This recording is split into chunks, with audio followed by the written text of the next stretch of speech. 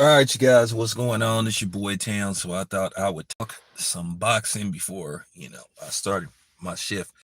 All right, so it looks as if Oshaki Foster versus Steve Fulton has been moved to the Ayers Larry Lara Genovic card.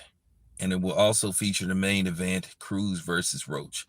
So this is shaping up to be a very good card, a very good pay-per-view card. So um it's pay-per-view. Unfortunately, I think this fight should be free, but hey, I don't call the shots. And this fight is going to take place in San Antonio at the Frost Bank Center.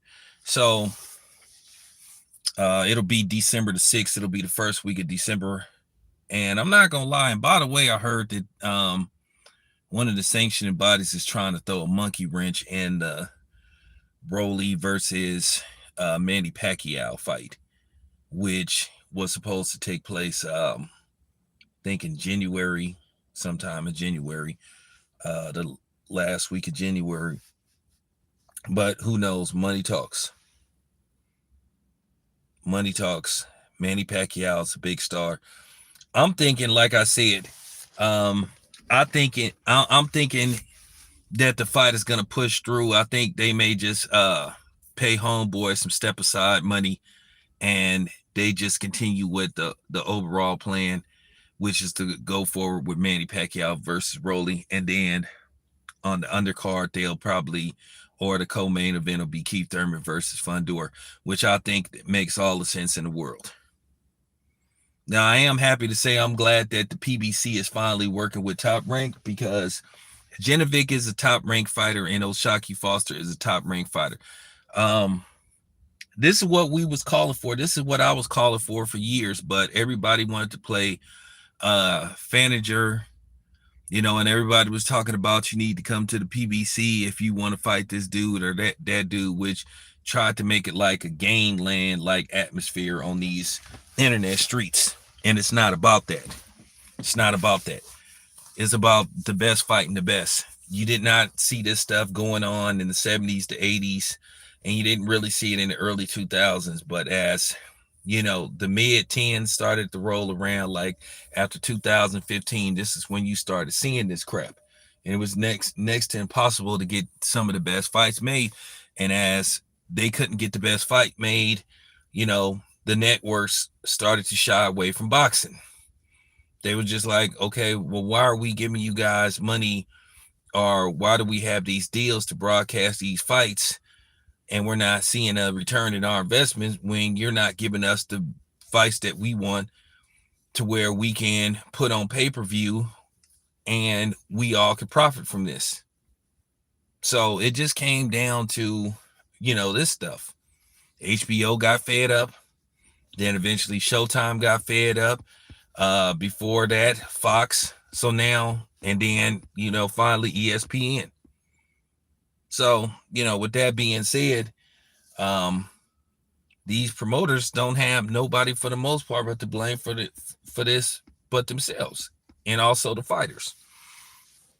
So, but I wanted to talk about that as well. I wanted to talk about this thing with Clarissa Shields calling out Tank, saying Tank is scary. And sometimes, whether people believe it or not, it just takes a certain person to just say it. A lot of people have been blinded by Tank, what they've saw over the years with Tank, like basically getting credit for fighting, mediocre competition. Clarissa Shields said the Tank don't have no heart.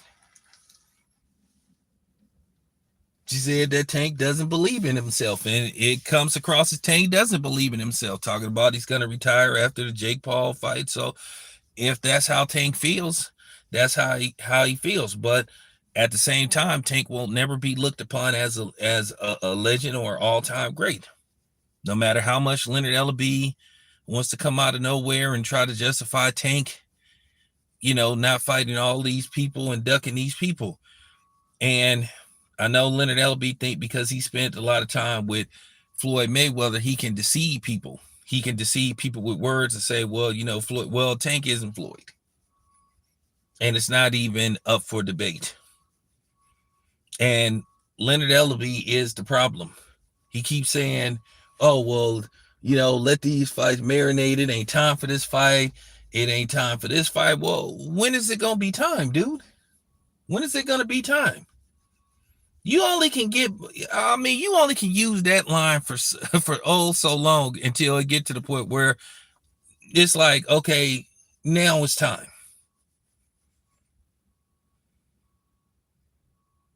Luckily we eventually got Errol Spence versus Terrence Crawford. We eventually got it. Now, Floyd Mayweather and Manny Pacquiao, that was past its expiration date a little bit. I could say it was going. I could say even though the fight did, record-breaking numbers, I think it could have did even better had the fight happened 2 years prior. Had the fight happened around 2013, I think it would have been even bigger. But they finally got the fight to happen, and it happened. But I think it would have been more intriguing if they could have got it around 2013. It just, at the end of the day, Floyd ended up winning a lopsided decision over Manny Pacquiao. But, I think Floyd would have won no matter what. He just was a better overall fighter than Manny Pacquiao. And that's all it come down to. He would have found a way to outsmart Manny Pacquiao and win the fight. It doesn't matter. No time period they would have fought. Floyd wouldn't have came out victorious. And we just got to keep it a buck. We just got to keep it a buck with that. Now, speaking of Floyd, Floyd is making a little noise, or basically the person that he allegedly tried to send his team to speak to, and we all knew she was going to try to capitalize off of this. And that's all she wanted. She just wanted a little bit of, she wanted a little bit of notoriety, a little bit of attention to say, oh, I turned down Floyd Mayweather. So she did a live.